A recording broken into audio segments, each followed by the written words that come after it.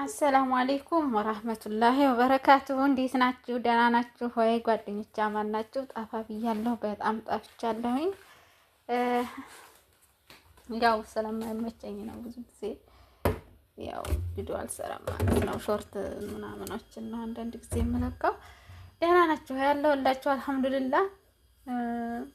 ዛሬም እንደው ወላሂ በየቪዲዮ ላይ በቃ እማማ ጨቤ ቢኒ ከቢኒ ጋር ነበረችበት ቪዲዮ ድረስ ሂጃየሁኝ ማለት ነው። ግን ይሄ ያሁኑ ባሏ ማለት ነው ባሌ ነው ብላ ያቀረበችው እኔ መቼ እንደተጋባም አላውቅም። ብቻ ያው ቪዲዮ አላውቅም ሁኜ ይሆን ይችላል ኢትዮጵያ ገብቼ ነበር ማለት ነውና አንድ ግራ ግብት ያለ ነገር ሁሌም ከማም ይለብሳል። በቃ የሆነ እንትን ይላል ከማም ይለብሳል። የከማሙ ነገርስ ምንድነው?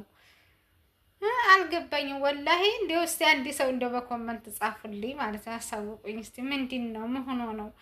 ሁሉ ጊዜም ሳይው ነው ከማም ላይ ነው ማነው ከማም ይለብሳል ሁሌም ማለት ነው።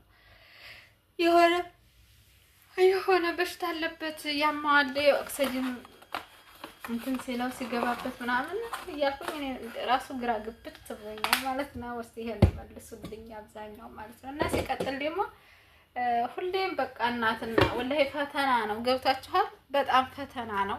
እማማ ጨቤ ያለችበት ሁኔታ ወላሂ በጣም ፈተና ነው። ቀላል ነገር እንዳይመስላችሁ።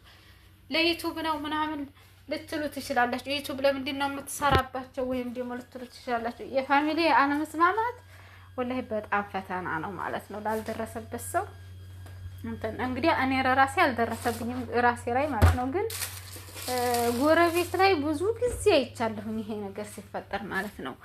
አማት እና አማት ልጆቹ ደህና ሆነው አማትና አማት የሚጣሉባቸው ሰዎች ማለት ነው። በቃ ሰላም ምናምን አይኖርም። በቃ ራሱ ልጆቹ ውስጥ ራሱ ያለ ነገር ወላሂ አንድ ሰው ጥፋተኛውን ለመናገር እንኳን ቢሞክር አሁን እሱ ራሱ ይሄ እማማ ጨቤ ባል እናቴ ጥፋተኛ ናት ወይም እናትሽ ጥፋተኛ ናት ለማለት ወላሂ በጣም ከባድ ነው ማለት ነው። አንደኛ እሷን እናት ጥፋተኛ ቢያደርግ ቢል አሁን እሷ ደግሞ ትቀየማለች። ትክክለኛ የእሱን ነገር አትረዳም። እሱ እንደዛው እና እሷም እንደዛው አሁን እንደምታዩት አሁን በጣም እንትን ላይ ናቸው ማለት ነው። አማቶች ናቸው እና በጣም ከባድ ነው የእማማ ጨቤ ችግሩ። የእማማ ጨቤ ባል ሚስትን እንግዲህ እሱ ነበረ እንትን የሚለው ማስማማት የሚችለው ማለት ነው። ከማንም በላይ እሱ ነው የሚችለው። በቃ እናትና እናትን ከተቻለ አለማገናኘት እንዲገናኙ አለመፍቀድ ማለት ሀላስ አሁን የልጆቻቸው ህይወት ነው ይሄ። እነሷና እሱን ምን አጣላቸው? እነሱ ሁለታቸው ማለት ነው። እና በጣም ነው እንትን የሚለው ያኔ ይደብራል። ገብታችኋል? እንደዚህ ያለ ነገር ብዙ ሰው ቤት የሚፈጠር ነገር ነው። ግን ደግሞ መፍትሄ ያጣ ነው። ወላሂ መፍትሄ የለውም። በቃ ምን ማድረግ እንዳለባቸው ያቺ አሁን እችም እናት ናት። አንተ ለሚስትህ ስትል እኔን እንትን አልከኝ ትለው ነው። ለሚስትህ እናት የሚስትህ እናት በልጣብህ ብዙ ነገር አለና ለመስማማት እና ለማስማማት ራሱ ይሄ ልጁ በጣም ነው የተቸገረው። ሁለቱም ቢሆኑ ማለት ነው። እማማ ጨቤ ሆነ ያለችበትን ሁኔታ አይታችኋል።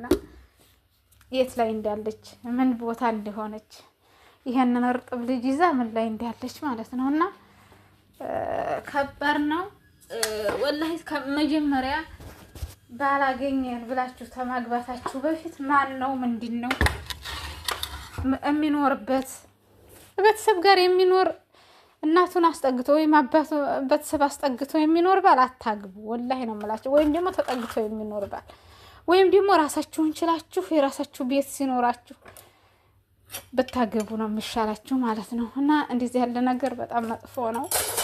መቼም እማማ ጨቤ አሁን ላይ ያለችበት ሁኔታ ከባድ ነው ማለት ነው። አንደኛ በቃ እሷን ለመረዳት ቢሞክር ራሱ እሷ ደስ አላላትም። አይታችኋል እንዴት እንደሆነች ማለት ነው። ለእሷ ማለት ነው። ያ አላህ በጣም ነው እያለቀሰች የነበረው እና ከባድ ነው ስላችሁ ነው።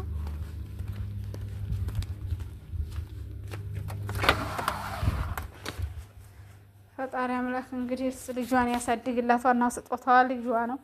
እንግዲህ እሷም ራሷ ማለት ነው እሷም የራሷ የሆነ ችግር አለባት መሰለኝ። ያ ቢኒ ጋር ራሱ ብዙ ስትጨቃጨቅ በዛ ስትል በዚህ ስትል ነበረ ማለት ነው። እዚህኛውም ጋር ደግሞ እንደዚሁ እንደምታዩት አንዴ በእናቶቿ አንዴ በራሳቸው ችግር አለ። የበእናቶች ማሻአላህ